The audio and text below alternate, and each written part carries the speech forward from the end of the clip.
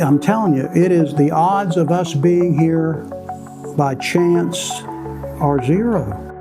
It feels like Dumb and Dumber, where I think it's Jim Carrey was the one who's trying to date this beautiful girl, and of course she's not going to have anything to do with him. And so he says, well, what are the chances that you would go out with me? And she says, about 1,000,000 to 1. And so he gets all excited. He says, so I have a chance now. Well, you're not talking 1,000,000 to 1. That's only 1 in 6 zeros. We said last time, what about 1 times 10 to the 120th power? That's 120 zeros. And that's what atheist Steven Weinberg said is the chance against, that all the chances are against the universe being so finely tuned.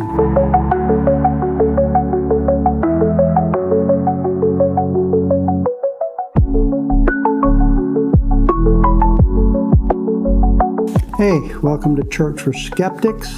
Daniel Arsenault here. I'm gonna throw a little bit of a wrench here to start off with, and keep in mind this is done in not a little jest and a little bit of love and a little bit of it's the tip of the sword, I guess. I think atheism has its head in the sand.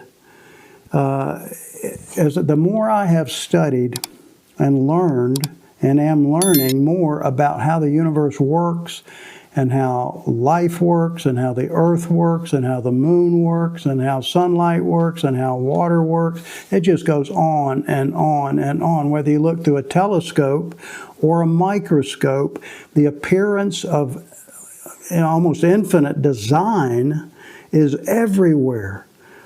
And science, here's my big point. That's the teleological argument, by the way, the inference for design. If everything looks designed, maybe there's a designer. And it's so beyond the maybe part now, because this is the big overarching thing that I want to say. In the last 60 years especially, but you could start 100 years ago with the Big Bang idea that the universe had a beginning. Not that I'm a great Big Bang advocate, but still the idea behind it is the universe had a beginning. Science since then, wonderful science since then, has consistently added to that argument. Almost everything, every discovery they makes the universe and our life more of necessity complex. It wouldn't be here unless. We wouldn't be here unless. And you go on and on and on. And they keep discovering parameters that narrow the search even more. I watched the video, and I would encourage you to watch it. Alex O'Connor is a YouTuber.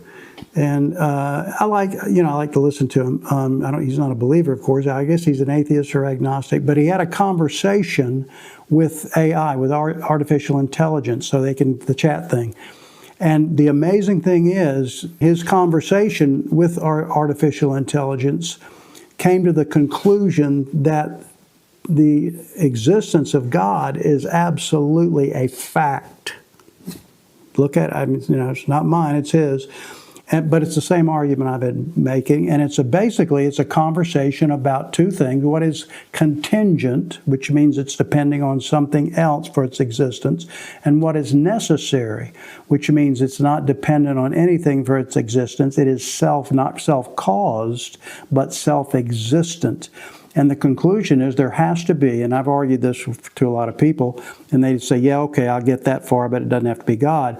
There has to be an eternal first cause for anything to exist. Of course, you can go back to Aquinas and back to Aristotle, and the whole idea of a first cause, a first mover. Aristotle would say, it's just logic, it's just reasonable. So what is that eternal first cause? Well, it can't be material, obviously, because that's what you're causing. You can't materialism, the universe can't cause itself. So it has to be timeless, eternal, and have eternal power, which is what Romans 1 says. Then, in other words, in addition to the logos, the reasonable existence of God, the logic for the existence of God, in the beginning was the Word, and that Greek word is logos. Obviously, Christianity and the Scriptures are not against reason and evidence. How did we get here? Is it by chance? And again, my point is this. It's an impossibility that we are here by chance. And yet that is exactly what the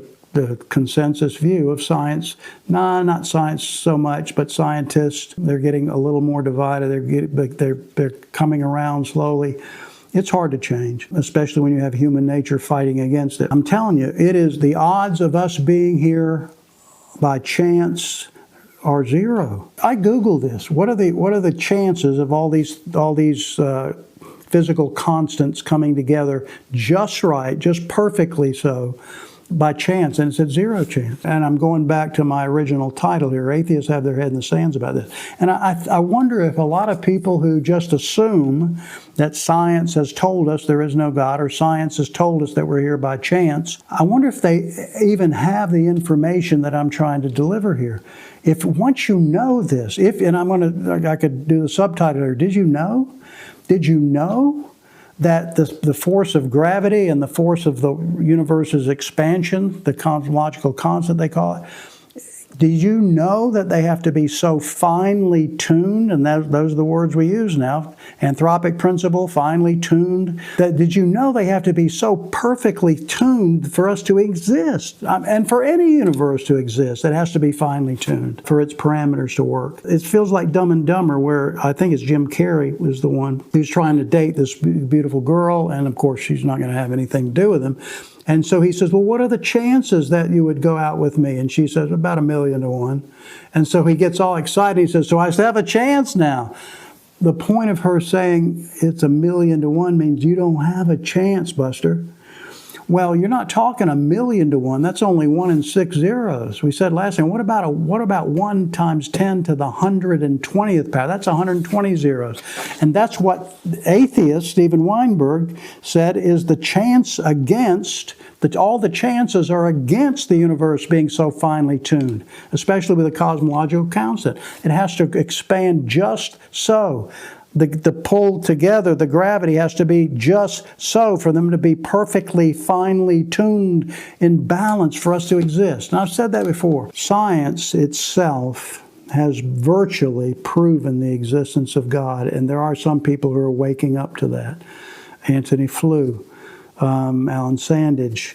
You go on and on and on here. I'm going to talk about one guy who I don't think he ever became a Christian, but Fred Hoyle was a British astrophysicist, astronomer, brilliant guy. It galls most people that he never actually got a Nobel Prize, but he should have. He got tons of other prizes, of course. I'm going to read you a couple of things that he has said. And he, by the way, in the beginning, he was against the Big Bang. He was early enough to be around when that became prevalent. He was against that because it was too much like Genesis. And so he wanted to believe in the solid state theory, of course, that the universe is the same and has always existed. But the evidence just finally overwhelmed him. And over time, you can see the statements that he's making, not just about the fine-tuning of the universe for our existence, but the fine-tuning of life within planet Earth, within the universe. And I'm going to read you some things here from Fred Hoyle. Here's what he says to start with. And I'm kind of chronologically going through his career. He says, if this were a purely scientific question, now this is the Big Bang, the idea of the universe having a beginning. If this were a purely scientific question, and not one that touched on the religious problem, I do not believe that any scientist who has examined the evidence would fail to draw the inference that the laws of nuclear physics have been deliberately designed with regard to the consequences that they produce inside the stars. What they're producing inside the stars are the elements that we need on planet Earth, and it goes on and on and on. Think about what he's saying here. That it's deliberately, he said, you have to draw the inference that the universe has been deliberately designed with regard to the consequences that are produced inside the stars. 2 decades later, in the Caltech Alumni magazine, here's what Fred Hoyle wrote. Would you not say to yourself, some super calculating intellect must have designed the properties of the carbon atom? Of course, that's the base for life. Otherwise, the chance of my finding such an atom through the blind forces of nature would be utterly minuscule. And then he answers his own question. Of course you would. A common sense interpretation of the facts suggests that a superintelligence has monkeyed with the physics, sounds like Anthony Flew, as well as with chemistry and biology. Now here, watch this. And that there are no blind forces we're speaking about in nature. He's making the teleological argument here that everything appears to be so finely tuned, so designed that you have to infer a designer. And then he concludes with this: the number one calculates from the facts seem to me so overwhelming as to put this conclusion almost beyond question. And then finally, one more. This is, by the way, from his article, The Universe Past and Present Reflections from the Engineering and Science magazine. This is November 1981. If one proceeds directly and straightforwardly in this matter, in other words, doing the right thing. If one proceeds directly and straightforwardly in this matter, without being deflected by a fear of incurring the wrath of scientific opinion, we're all human, one arrives at the conclusion that biomaterials, materials of life, biomaterials with their amazing measure of order, design, must be the outcome of intelligent design. Oh my goodness. No other possibility I have been able to think of in pondering this issue over quite a long time seems to me to have anything like as high a possibility of being true. The point here is this: science, and where's he getting all this information? Is he reading the Bible? No, he's doing science. He's being an astrophysicist. And the more we understand about the complexity of life and the more complex the conditions are necessary for us to exist on planet Earth, it's just more obvious from science that God exists. It's about as obvious from nature as it is from Scripture. Don't get your head in the sand about this. Just at least be open to all the information and all the facts. And read the other stuff too. I read Jerry Coyne, Why Evolution is True, and the whole 9 yards thing.